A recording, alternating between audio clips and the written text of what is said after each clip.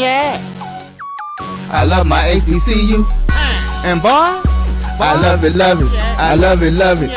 I love my HBCU. And man, I hope my team they won one. Yeah. I hope my team they won one. Yeah. Man, I hope my team they won one. I hope my team they won one. Yeah.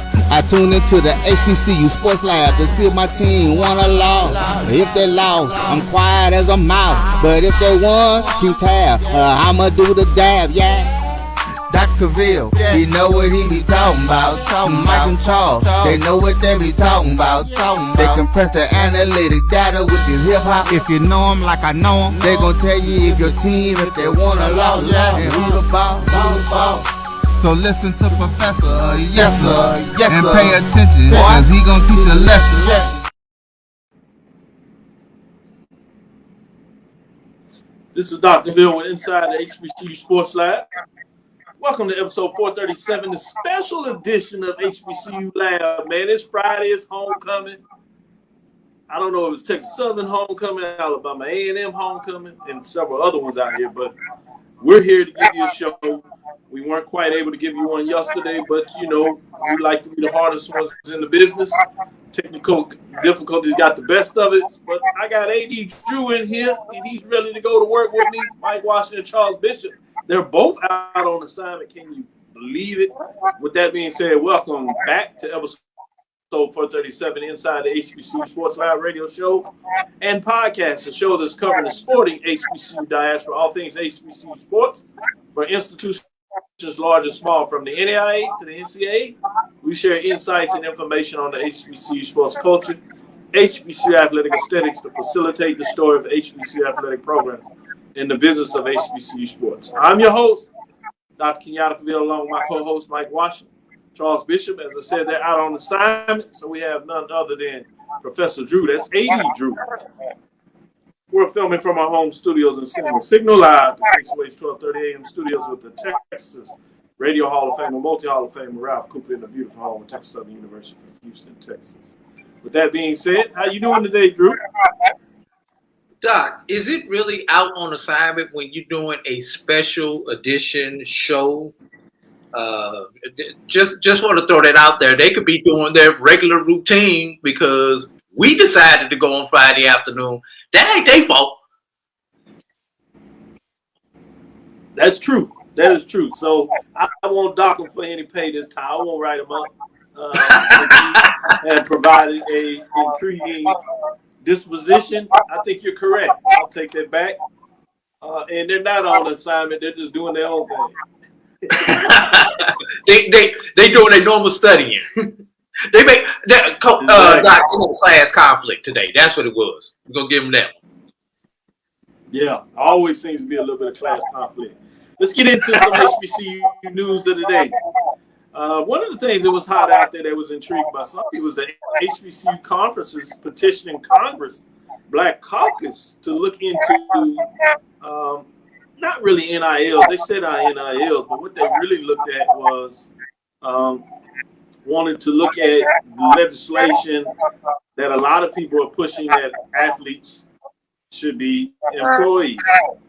So leaders of the four majors sent out a letter talking about their concerns about athletes being employed would affect black colleges. And to some degrees, they were pushing for at least federal legislation on NILs. So wanted to kind of put that to the tech. I think that's interesting that they talked about earlier that they would be working a lot more collectively together, but you see that as the case here. So wanted to give a little shout out for what that looks like. What other news did you have of the day? If you give me just a moment, Doc, I'm trying to pull up my notes. As you know, I'm on the road and literally just got to the to my hotel and got ready for this show. You know, no problem. While you doing that and thinking about some notes, I'm gonna go to another. All right, and I got my notes. SIAC announces the return of the. You say what? I said I got my notes pulled up now. All right, I was gonna go with my conference, the SIAC championship football. We talking championships already? Already, Doc? Thrilled to announce the 2023 SIAC football championship presented by Cricket will be held at Lakewood Stadium in Atlanta, Georgia. The championship will be held on Saturday, November 11th. This year's event will be the first football championship to take place in the new restructured seeding format, which, as you know, Doc, in the past has been East versus West. Now it is 1 versus 2. So there's potential you could see rematches in the championship game. There's potential you could see week 10 rematch in the championship game, just depending on the conference standings. The SIAC implemented a 4-4-2 scheduling model this season that eliminated the East and West division, as I just said. This exciting change with these top conferences against each other.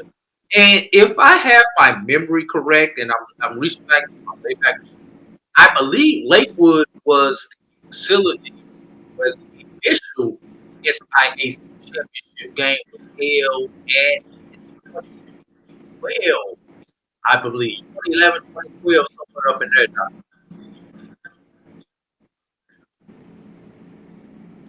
Yeah, I think it's fascinating. Which Week 10 matchups are you suggesting that may be a rematch for the actual championship game? Which matchups? Obviously, you've got Miles and Tuskegee, who are both undefeated in conference right now. At this point, how about Allen and Benedict, which is a Week 10 matchup that right now, realistically, could be a rematch. And then, of course, you've always going to have the Fountain City Classic out there. That could be a potential rematch. That's Alabama State and Fort Valley State going heads up against each other for 2 consecutive weeks in two different cities.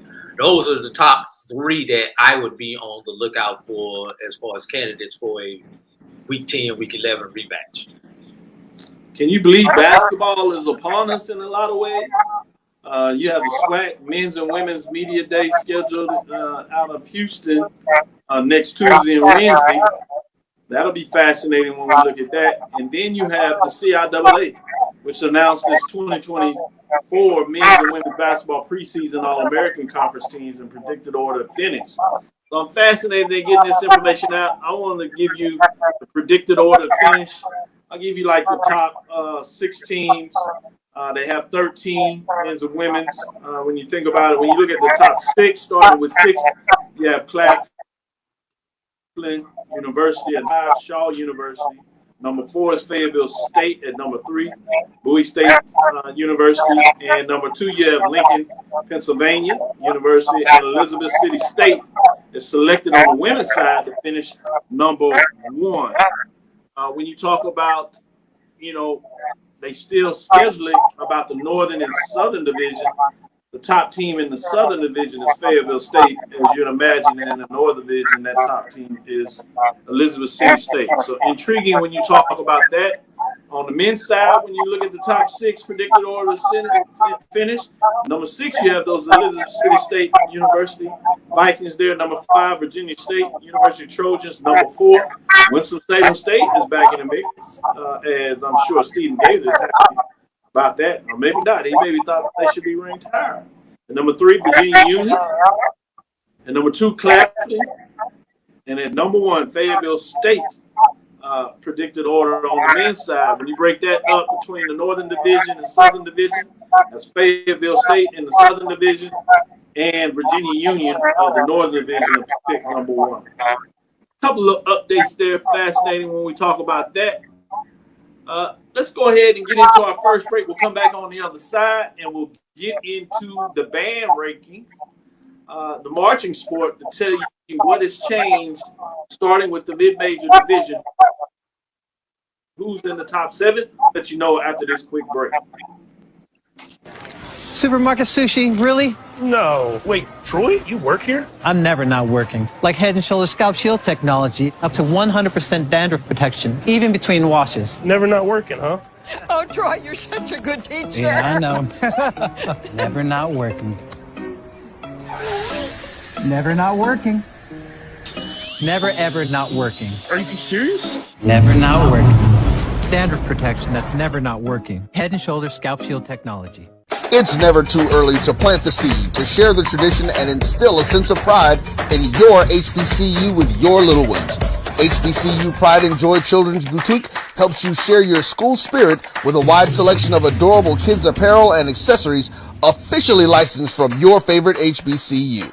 Visit hbcupridejoy.com and follow us on all social media at HBCU Pride Joy on Facebook and Twitter.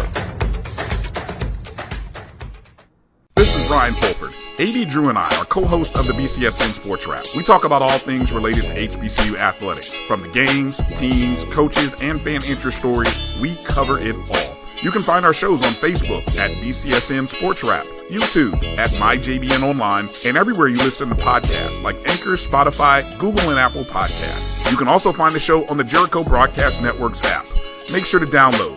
We look forward to you joining the conversation and being a part of the show.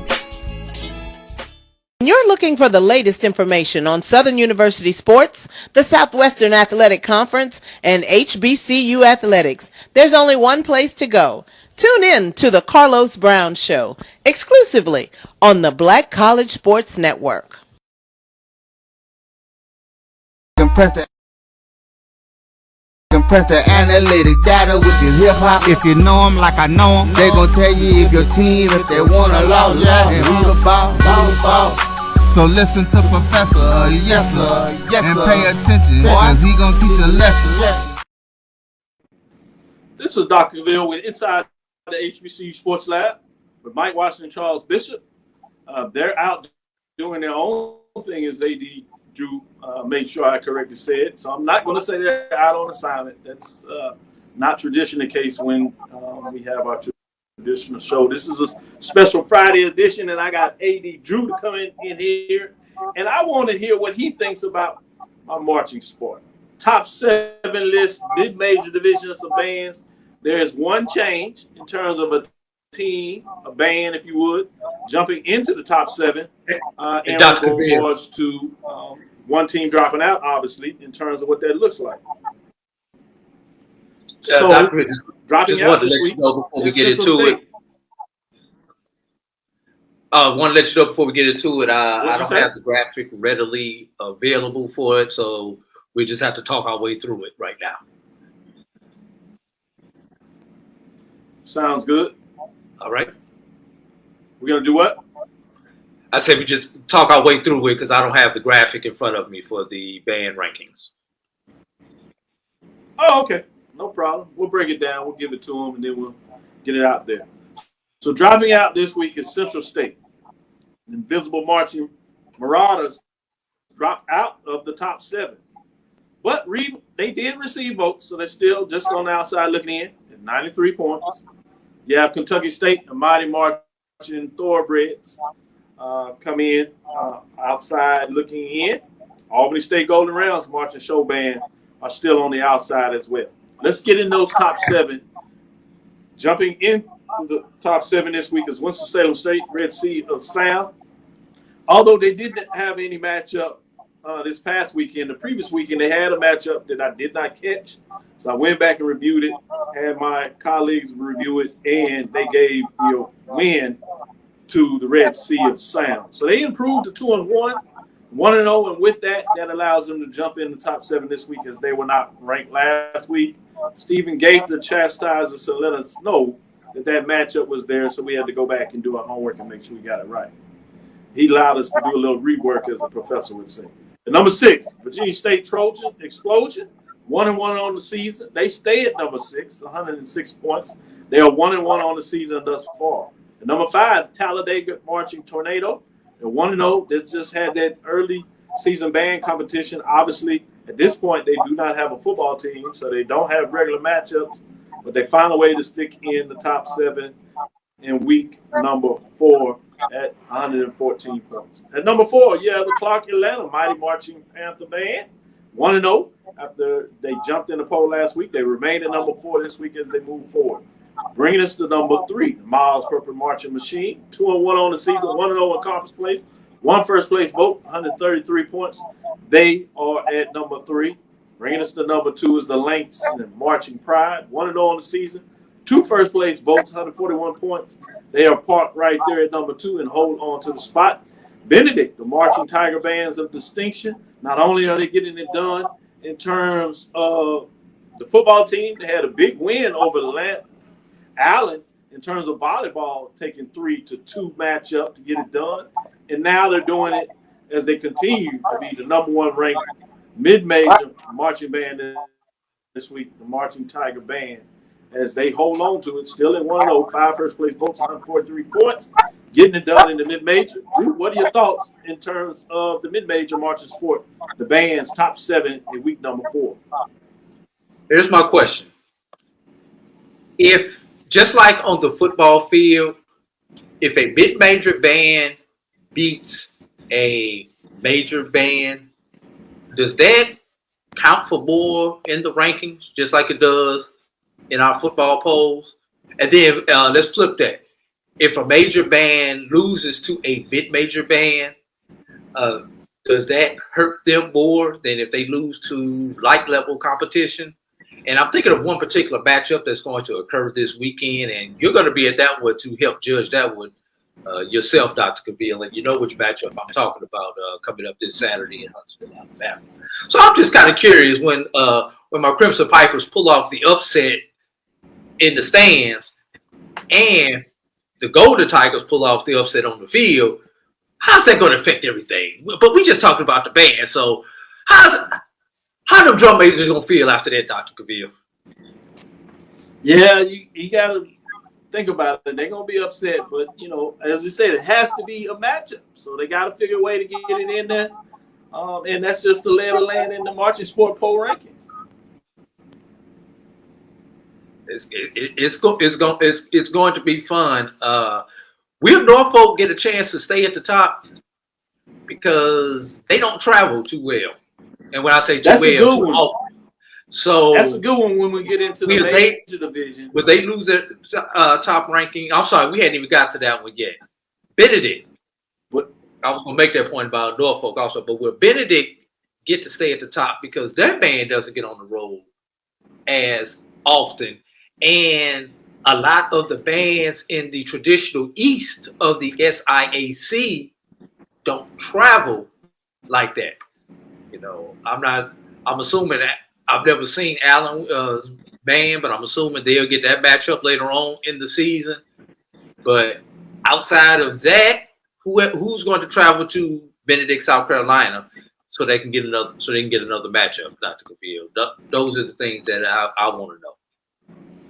I think those are very valid questions, and where you really see a lot of problems when you get into the mid-major part, and really the major as well, but really into the mid-major, where you don't see as travel, especially in the SIAC, where you have a conference that is as spread apart as it is.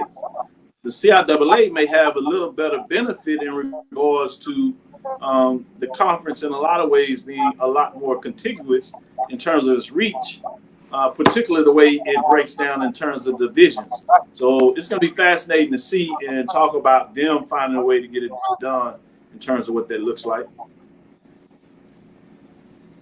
Definitely.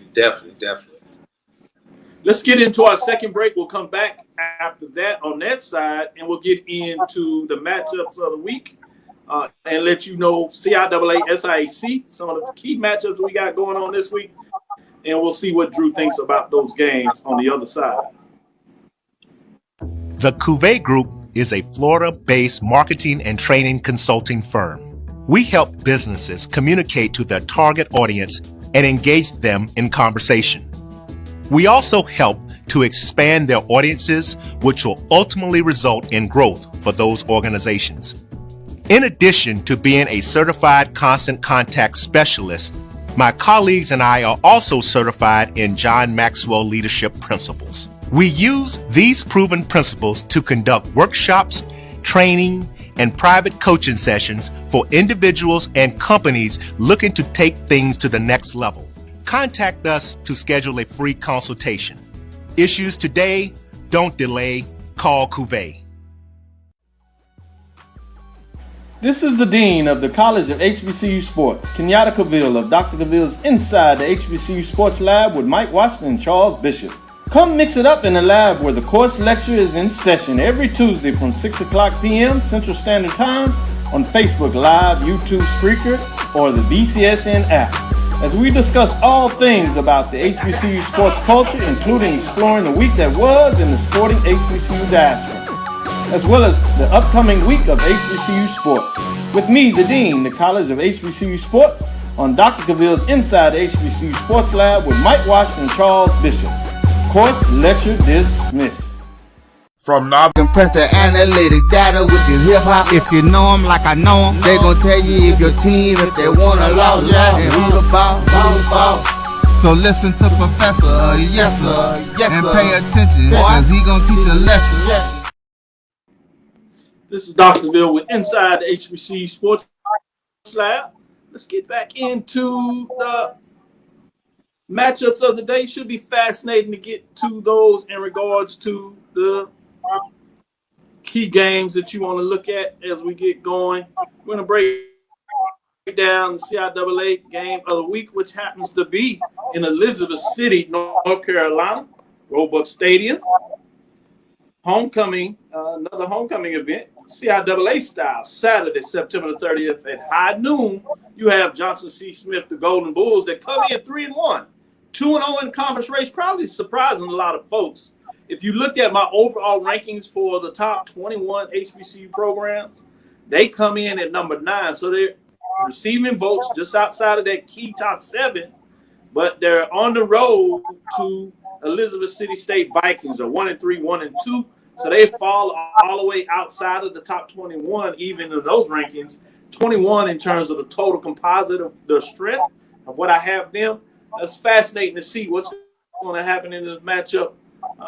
Drew, what are your thoughts in terms of the Bulls going on the road? Can they continue the winning streak that they're on? Can they get to 3-0 in the CIAA conference race, which would be a major statement?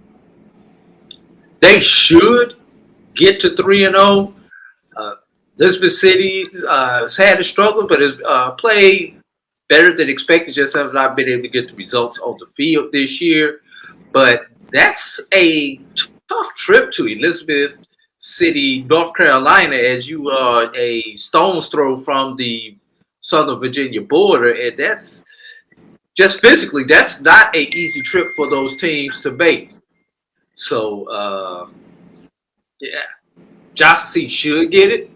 Keep the pressure on Fayetteville State. I don't have my schedule in front of me, but that's going to be an interesting matchup down the line when those two get together. You may see a passing of the guard this year in that matchup. But I'm hoping that Johnson C and Coach Flowers down there continue to roll, because they got something special going there in Charlotte, North Carolina. Yeah, I think they're one of the surprises this year thus far in terms of what they're getting done. So it's interesting to see just how far they can continue to move. Let's move into the SIAC matchup, where one of the teams that you have told everybody from the very beginning to keep your eyes on. Well, they haven't let you down, Drew, making you look like the genius you are. So we have number 4 in terms of our top 7 matchups here in Allen Yellow Jackets that are 4-0, 2-0 in the SIAC race. They are hosting in Blythewood, South Carolina, Westwood High School.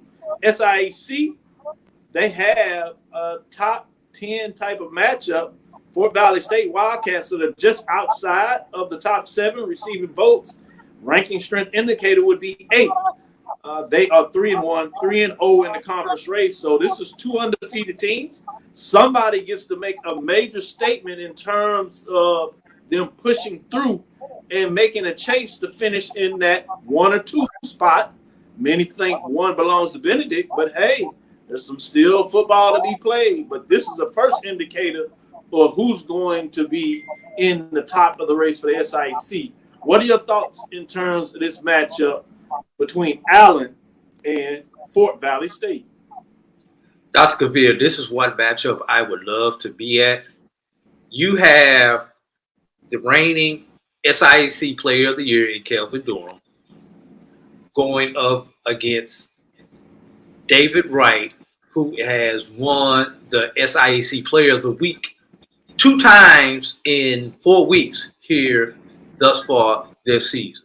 This is Tom Brady, Peyton Manning.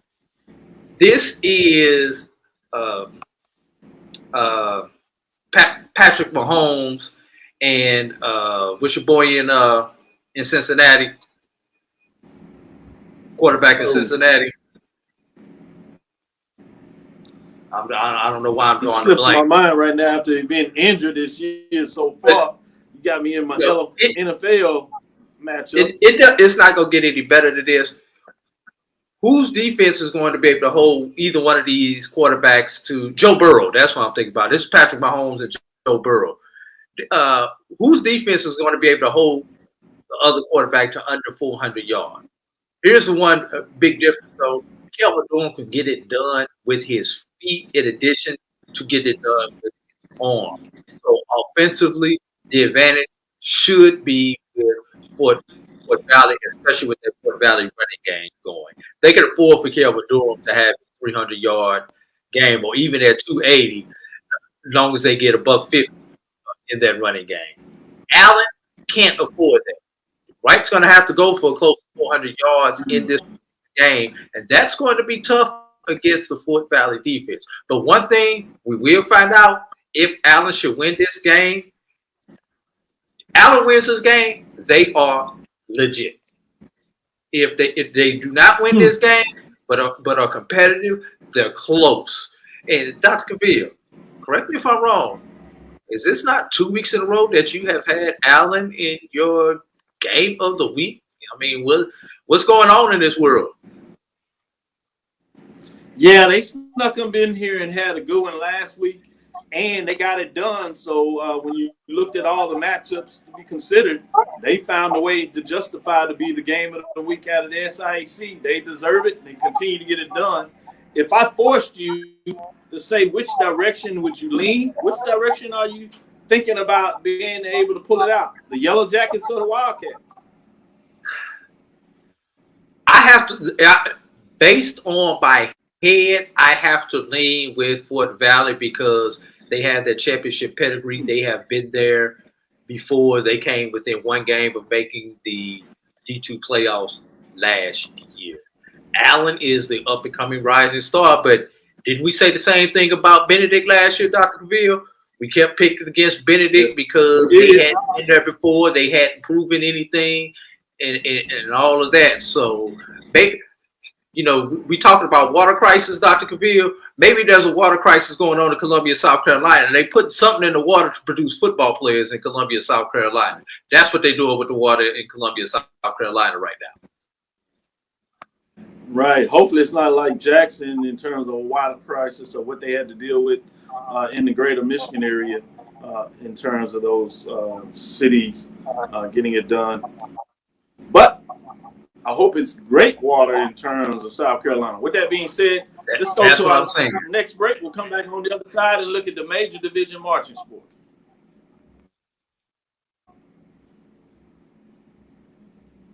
Time to call a credit repair company to fix my credit. Hold the phone, man. You can do it yourself with Credit Versio. That's way too hard. Call the credit repair company. Most credit repair companies only work on 1 or 2 accounts at a time, making it slow and expensive. You won't figure that out for months. Ignore him. Credit Versio's brilliant software scans all 3 credit bureaus, finds the accounts that are hurting your score, and guides you through the entire process. Anyone can do it. Let's fast forward and see the results. Wow, I fixed my own credit and saved hundreds. You can do this. Visit creditversio.com. T. Madden & Associates is a sophisticated and experienced law firm located in your neighborhood. We're turning injury to cash. T. Madden and Associates obtained almost $2 million for my injury. They turned my injury to cash. Now, we can't guarantee how much your injury is worth, but we've recovered millions for our clients. Call T. Madden & Associates at 833-PAID-123. That's 833-PAID-123. Since 2002, Empowerment Resources, Inc., a nonprofit organization, has empowered more than 1,500 youth and adults in Duval and surrounding counties through its programs Journey into Womanhood, Girls Mentoring, Life Skills for Teens, and Parenting Education Coaching. To get involved with programs, volunteer, or donate, visit www.empowermentresourcesinc.org. Follow us on social media, facebook.com/empowerment.resources and instagram.com/empowermentjax. Thank you guys for what you do for HBCU athletics. This is a fantastic avenue for all of us. This is our ESPN, so we love what you guys do. Brian, AD, Roy, all you guys at BCSN. We really appreciate what it is that you guys do for us.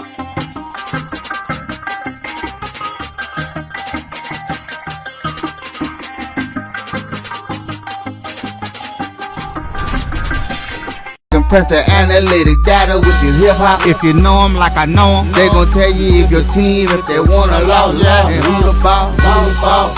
So listen to Professor, yes sir, and pay attention, cause he gon' teach a lesson. This is Dr. Bill with Inside the HBCU Sports Lab, I should say.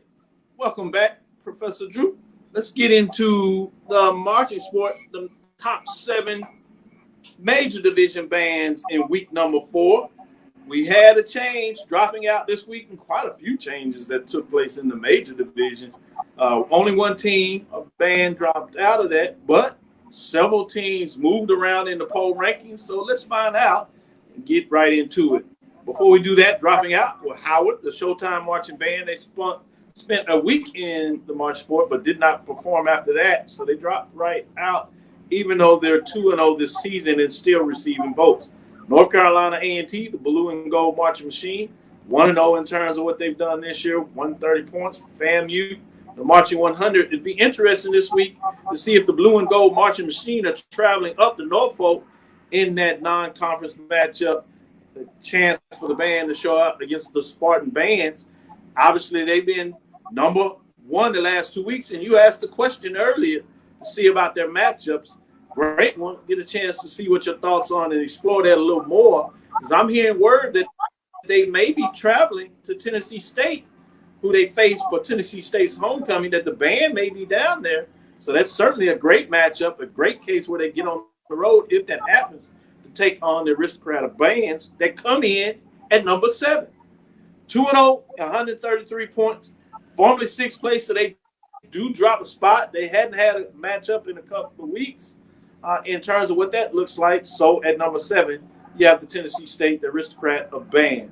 At number 6, you have Bethune-Cookman. The marching Wildcats are 2-0, 151 points, previously ranked 5. So they also drop a spot. It hurts you when you don't perform, and you will get mixed around, if not drop out of the poll rankings. Bringing us to number 5. This is the shocker this year. They fall to number 5, which is Jackson State, the Sonic Boom of the South, 2-1, 1-0 in the season. That loss was actually their first matchup of the year, if you would, against actually it was the third matchup when they went down to Southern. Controversy, a lot of folks thought they took Southern, but the way we rank them here, they did not get it done. They fell 2 spots to number 5. Bringing us to number 4, Mississippi Valley, the Mean Green Marching Machine, 3-0, shocking everybody this year.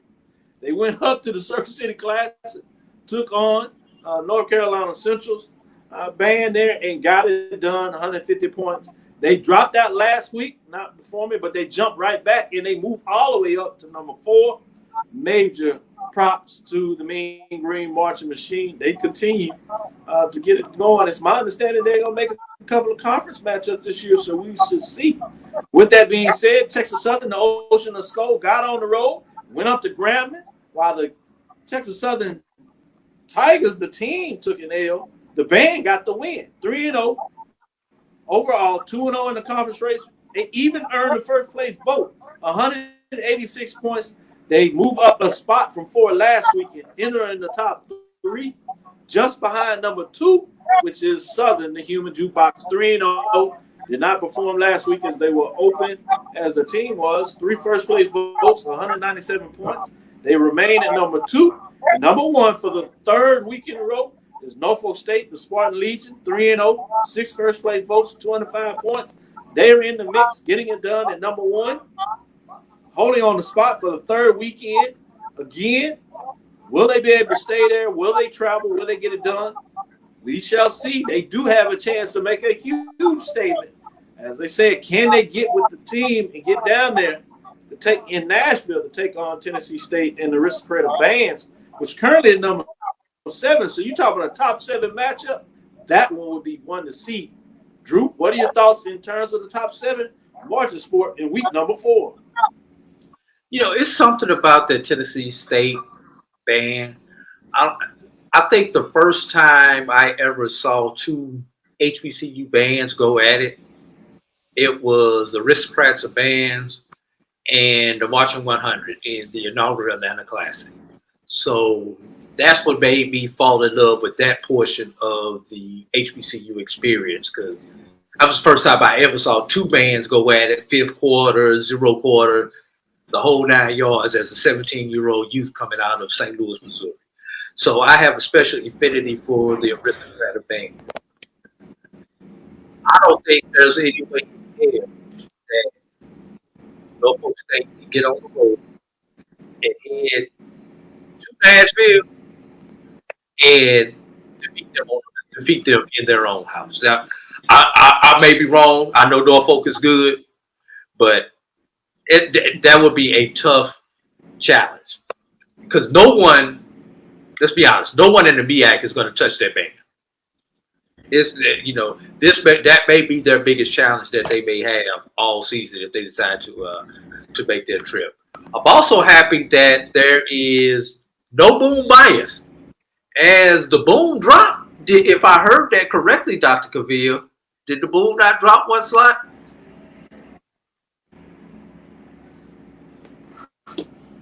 Yeah, that's what you got it. That's why we graded it. It's been a lot of pushback, but it's on the record. That's what it is. No boom bias. Texas Southern. Texas Southern, Dr. Cavil, honestly, the Ocean of Soul may be one of the most underrated bands that we have in the HBCU diaspora, especially on the major level. A lot of people don't sleep on them probably because of the lack of success of the football team that they support. But if you just talk about band themselves, they do have one of the best sounds that we have out there. So I'm happy to see the Oceans of Soul getting some respect by the people who are contributing to your poll, Dr. Cavil. But don't sleep on the boom. Don't sleep on the box. I think when it's all said and done at the end of the year, one of those 2 are going to be fighting it out for the championship, if not both of them, Dr. Cavil. Good stuff. I agree with you. And we got an update. HBCU Game Day got the opportunity to be the exclusive reporters in regards to the official ESPN Band of the Year HBCU Band Championship, which is less than 80 days away. They have the first look at the top 15 bands for both Division I and Division II. Let me give it to you for Division I, starting with number 15, UAB, the Marching Musical Machine of the Mid-South at 15. Number 14, Howard University Showtime. And number 13, Texas Southern Ocean of Soul. Number 12, Hampton University Marching Force. And number 11, Alabama State Marching Hornets. And number 10, South Carolina State Marching 101. And number 9, Prairie View A&M University Marching Storm. And number 8, Grambling State World Fame. At number 7, Tennessee State Aristocrat Bands. At number 6, FAMU Marching 100. At number 5, Norfolk State University Spartan Legion. At number 4, Jackson State University Sonic Boom of the South. At number 3, Bethune-Cookman University Marching Wildcats. At number 2, North Carolina A&T Blue and Gold Marching Machine. And number 1, Southern University Human Jukebox.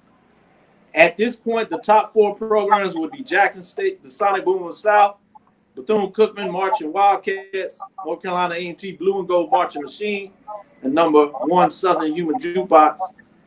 I have, in terms of my top 7, I have 6 of the top 7. I have Valley in the top 7, and I have FAMU outside of that because of matchups. So, although I have them in different order, intriguing in terms of the top 7. 6 out of 7 is interesting. What are your thoughts? If 1 versus 2 hold the way that they have that, I would love to see that because that blue and gold marching machine is something special. They nasty, Dr. Cavil. That is a nasty band. You don't want to go up against that. The only thing that I would be concerned about with them, and I'm gonna get real when I say this, because of the conference that they are in, are they going to be ready? Does that conference get them ready for HBCU band competition? That would be the question I would have if they're one of the 2 bands left standing at the end of the year. Because we know the box is going to be ready because they go up against it every week in the SWAC. But that blue and gold marching machine, only having a couple of matchups and probably having it probably be 2 months when they have an HBCU matchup by the time the band of the year competition. Would they be rusty or would they be rested if they happen to hold? That's the question that I think it's a great question to ask. Let's get into the Division II poll, which includes NIA programs. And there is NIA programs at the top of the poll. I'll officially tell you where the committee, the co-chaired by Jackson State Director of Bands, Emeritus Professor Dow Taylor, and Dr. Julian E. White, FAMU Director of Bands Emeritus, are those that are at the top of the list and doing the evaluation on the bands. We'll get into, again, what that looks like a little more. But let me give you the top 15 for the Division II side. Again, that includes NIA. At number 15, Edward Waters. At number 14, Albany State. At number 13, Clark Atlanta. At number 12, Fayetteville State. At number 11, Miles College. At number 10, Winston-Salem State. At number 9, Benedict College. At number 8, Tuskegee University. At number 7, Savannah State University. At number 6, Elizabeth City State University. At number 5, Central State University. At number 4, Fort Valley State University. At number 3, Virginia State University. At number 2, NIA program, Florida Memorial University. At number 1, Langston University. Top 2 programs come out of the NIA field side of things. It'll be fascinating to see if they can hold up. Yeah, that's an eye opener, a jaw opener. Top 4 programs: Fort Valley State, Virginia State, Florida Memorial, and Langston. Drew, I know you got something to say. Give us your thoughts on this before we take our last break. It would be nice to see 2 NAIA programs. As let's be real, Dr. Cavil. Most others in HBCU land forget about those programs, the Florida Memorials, the Langstons out there. Talladega, another one that's up and coming and can hold its own, but doesn't have anyone to perform for, as they do not have a football team to support. I guarantee you, if they had a football team attached to them, they would be somewhere within their top 15. I can't tell you where, but they would knock somebody out. It would be interesting. They might be in the top 5. I would agree with that. At least top 7 if we use your model, Dr. Cavil. Top 7. But it's interesting. The Division II traditional powers were all outside the top 5, Dr. Cavil, except maybe Virginia State. They may be the only band traditional power that was inside that top 5. So it's going to be interesting to see how this plays out. I just have one question as we come out of this, Dr. Cavil.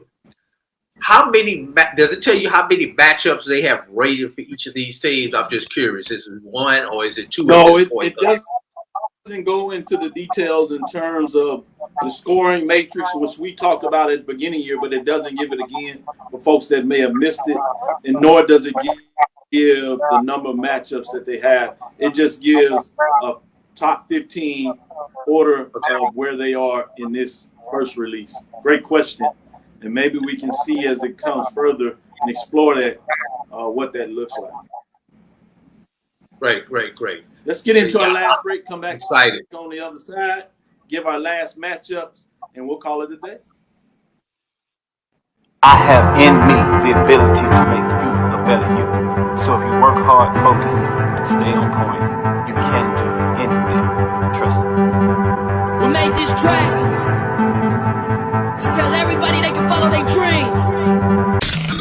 The human voice has always connected audiences with experiences. Major brands all across America have trusted CAVIL'S voice time and time again. Conversational, powerhouse, intelligent, and sincere. That's the voice you need for your creative marketing process. CAVIL'Svoice.com. CAVIL'S Voice, CAVIL'S Voice, CAVIL'svoice.com. Always on, all the time.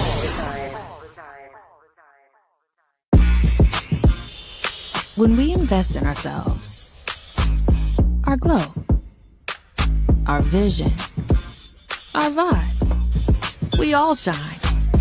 Together, we are black beyond measure. Remember the revival? Test the analytic data with your hip hop. If you know them like I know them, they gon' tell you if your team, if they wanna lose, and who the ball. So listen to Professor, yes sir, and pay attention, cause he gon' teach a lesson. This is Dr. Bill inside the HBCU Sports Lab. Let's start with our first major division matchup, which is the MEAC game of the week. It happens to be a non-conference matchup since MEAC play doesn't start until mid-October, late October, if you would. But it is in Norfolk, Virginia. It is a previous MEAC matchup with A&T coming out of the Coastal Athletic Association, formerly known as the Colonial, CIAA, William Dick Price Stadium. Saturday, September 30th, 1 o'clock, we have North Carolina A&T State Aggies 0-3 overall, 0-1. They're at Norfolk State Spartans 2-2. Had a couple of big non-conference victories after their tough opening Labor Day weekend. Lost to the rival, the mid-major Division II program, Virginia State Trojans. But they're in the top 7. They are actually undefeated. So that, all things really considered, not quite the same type of ugly matchup you might have thought previously.